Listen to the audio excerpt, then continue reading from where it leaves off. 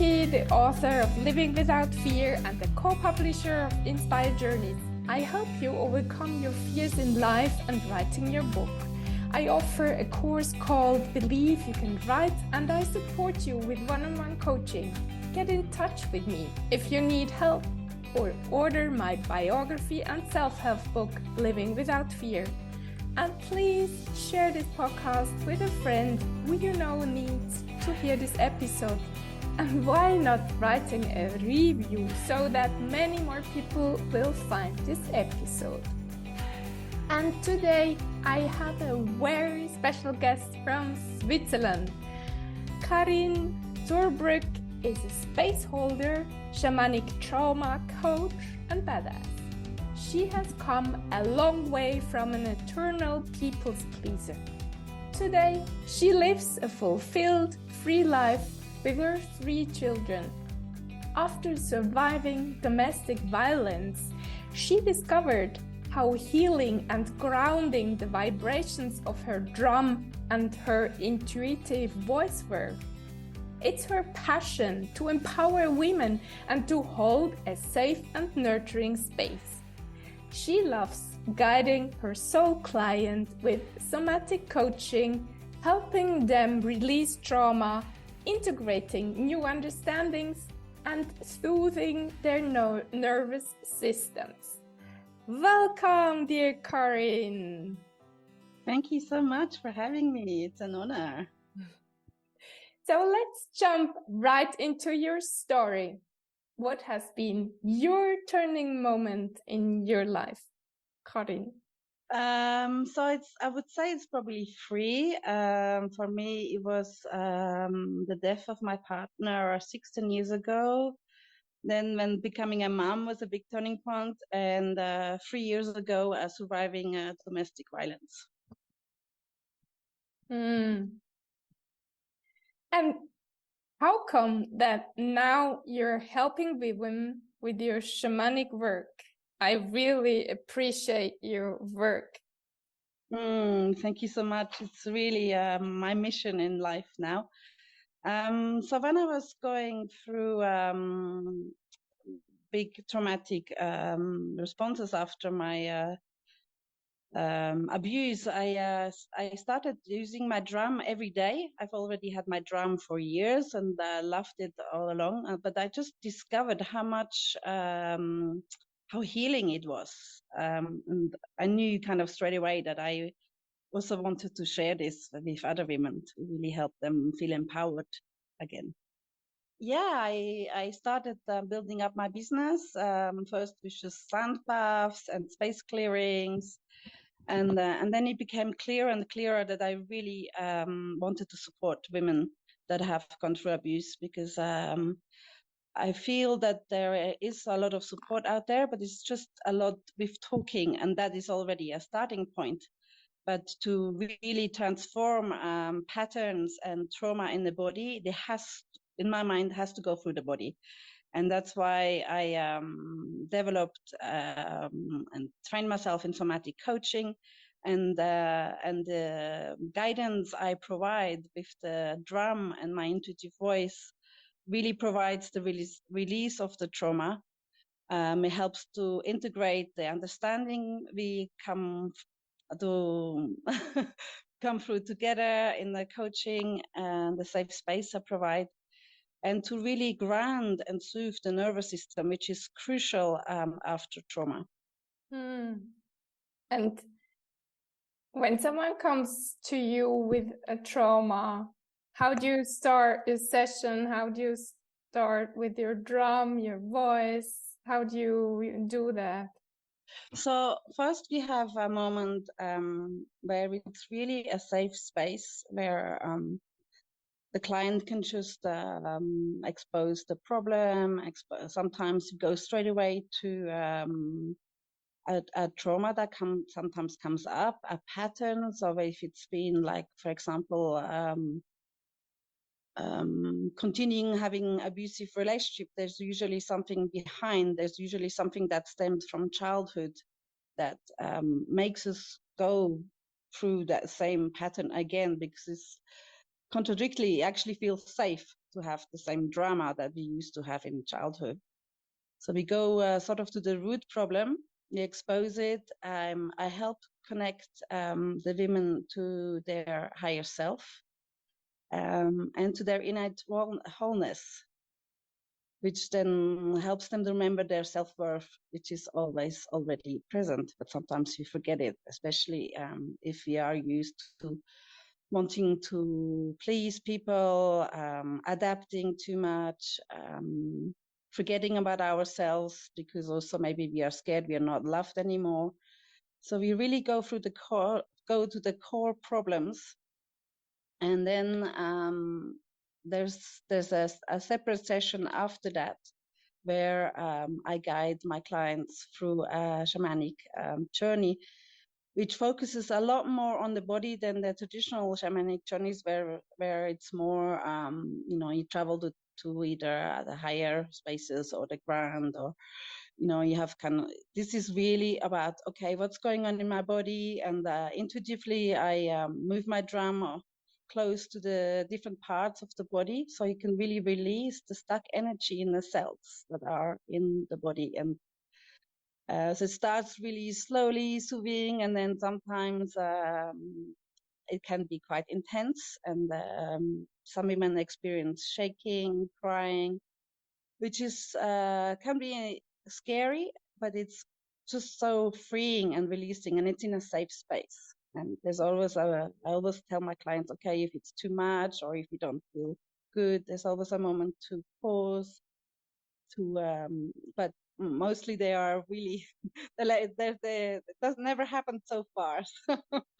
I really feel guided by my intuition, and also having gone through so much trauma myself, I can provide a really safe, soothing space. So beautiful.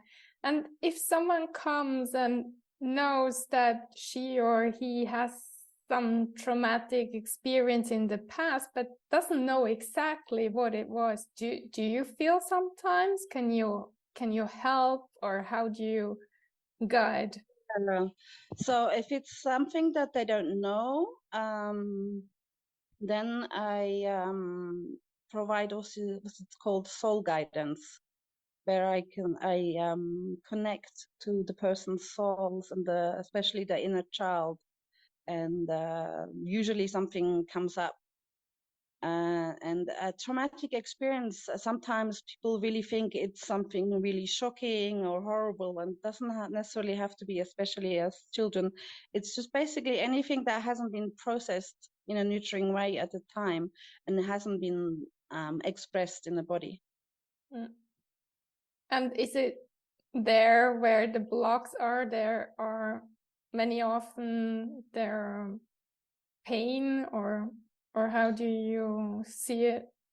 Yeah, they can be pain. I also already had a woman that felt completely disconnected from her body, and the vibration of the drum and my voice then really helps to reawaken the cells, and also helps them.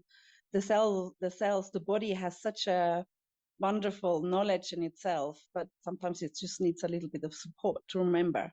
Basically, I guide the body back to its innate well-being and wholeness. Beautiful. And if someone, for example, in the past years, or 30 years ago, I was very intellectual, and I was afraid of these kind of woo stuff. So, and can you also help with people who are maybe too much in their head and not connected to their body? Definitely. So my coachings include body connections, and sometimes I have to start really slowly, because if somebody has been in their head for their whole life, you kind of have to relearn how to feel your body and breathe into it, and actually realize where energy is stuck. So I do that through sometimes also yoga posture, because I used to be also a yoga teacher. Sometimes we do it through dancing or sounds. to basically just get people into the present moment and into their body. And this is really the most beautiful moment you can experience, isn't it? It's just so wonderful to see the transformation in my clients, and just their whole face and body is changed after they leave. So and then usually I accompany them through several sessions, and I had one lady, she went through a very difficult birth, or especially what happened after. So um, it really changed her life, and it's the most gratifying job I have, to then see how she could be really joyful again and enjoy the time, take time for herself and enjoy the time with her kids much more joyfully. So makes me smile all over. That's awesome. And have you been intuitive all your life, Karin? Did you feel as a child that you have a special power? Yeah, well, I've felt it from a young age, and for a long time, I guess until my 30s, I kind of didn't want to know about it, to be honest. I was kind of like, oh no. But I couldn't help it. For example, sometimes I would just know if a friend was in need. One time I called a friend and she just had lost her father. And like, I just knew, like I dropped everything and I called her the moment she found out. So that gives me goosebumps thinking about it. I've always also been very sensitive to energies. So for years now, I don't go to like big shopping centers or crowded places because, it's just a bit much for me. And I've learned really how to deal with my intuition and my hypersensibilité, and to use it now to actually support other people. And as a child, do you have memories that you had this intuition about things? Or when did it start? Do you have a memory? I used to have like visions in my dreams. I also already used to write. I love writing. I used to write poems. And yeah, I would already then know, like being very connected to my close friends, and knowing intuitively if they were in trouble, or even if they were happy, like I could just feel it. And how did you perceive your parents? So my mom also has these kind of gifts. She used to have visions as a child of dreams, and then things would happen. But she kind of like buried her gifts because it was too scary for her. And when did you start talking with her about these visions? She used to tell me about them when I was a child. Yeah. And your dad? My dad is very grounded. He's very yeah. My parents are they had a farm, so I used to work a lot with them, and I remember just loving climbing on trees and being very connected with nature as well, which really what shamanism is all about. It's not it's people think it's so woohoo, as you say, but it's actually the drum can really help us to connect to our own nature and to nature around us. And did you have a special relationship with animals? Oh yes, I absolutely love them, and I still animals. I still do, and I used to always have lots of cats and bunnies and dogs, goats and chickens. They were like really my best friends. Oh. And do you talk with them? Yes. Oh. Yeah.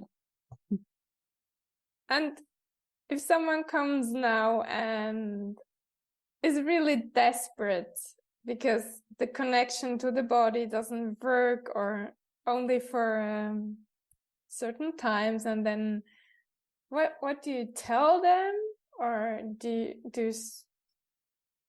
can you also So, use some beliefs or some sentences or so what I do with people that are completely disconnected is it obviously can't be just I don't have a magic wand as such, even though I believe everybody's magic. I suggest to them to come for several sessions, and I give them homework and tools so to cultivate the connection. And what, for example, can you tell yourself every day to connect more with your body? So I love dancing. I love going out for walks in nature. Any movement really helps me to connect to my body and to be in that, to reconnect to my wholeness as well. Yeah, I love that. And drumming, of course, is the main tool for me to connect to myself, and then to connect to other people's souls and their bodies. And did you have guides in your shamanic work, or did you just find it out yourself because it was meant to be? So I actually when I did my first drum, like a week before or in the same week, I kind of got this call, from guides or from the higher self or whatever you want to call it, and that's like, okay, it's time, you have to make a drum. And whenever I work with clients, or I hold also women's retreats, I call upon those guides, and they're mostly animal guides, but there's also some angels. And there's not, sometimes the angels, they don't have like, there's not a clear vision or name or anything, but I just feel their presence. And some distinguish between guides and angels. Do you see a difference? Well, for me, it's really a difference between like animal totems, animal guides, and then the angel energy, which is more crystalline energy, and the animals for me feel a lot more grounded. And what kind of personal guides and angels do you have? So I have a dragon. The wolf has also been for a long time. I come in, and then the shred. What do you call it in English? The owl. Yes. Yeah. So these are like really the three main animal totems that I have. And then the angels, it was for a long time I was kind of like, oh no, I don't know. And then I started going to a church that is very close where I live, when I was feeling, heartbroken after what happened to me 3 years ago. And well, there was angels painted on the ceiling of the church, and it was just like, wow. And when I started giving more distance healings as well, there were angels were extremely present. And so for me now is Archangel Raphael is very present. Beautiful. And the animals, when did they come into your life, or how did they come in your life? Is there a special situation? So when I did when I made my first drum with a Mexican shaman, he's amazing. He was guiding us through a shamanic journey, and this wolf was actually a female wolf that came very clearly into my vision. And then he could actually see what we all were seeing in our visions, and he painted it on the drum. So it was just amazing. Wow. So Yeah. that was the wolf. And then the other two? And then the owl came when I made my second drum.